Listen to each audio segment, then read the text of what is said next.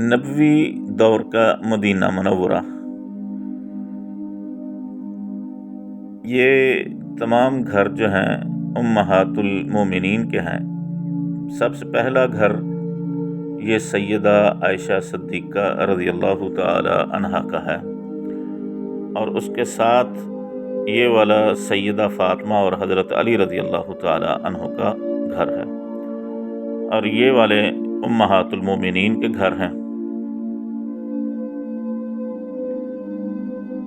اور یہ دار کبیر حضرت عثمان رضی اللہ تعالی عنہ کا، اور یہ حضرت ابو بکر کا،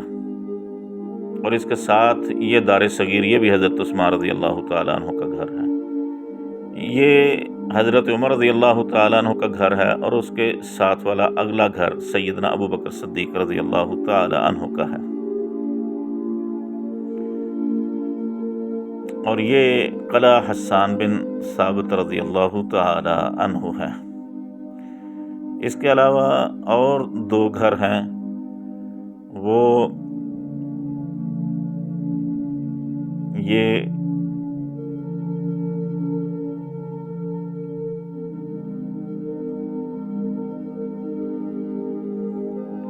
اور یہ دو گھر جو ہیں یہ حضرت عمرو بن العاص کا ہے،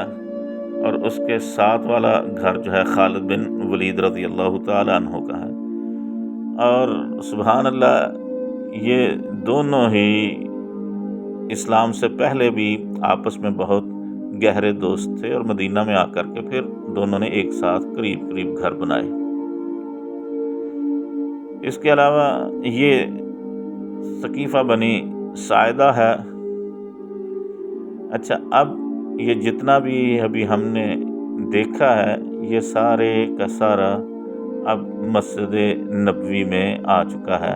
یعنی نبی کریم صلی اللہ علیہ وسلم کے دور کا جو مدینہ منورہ تھا، وہ پورے کا پورا اس وقت مسجد نبوی میں داخل ہے۔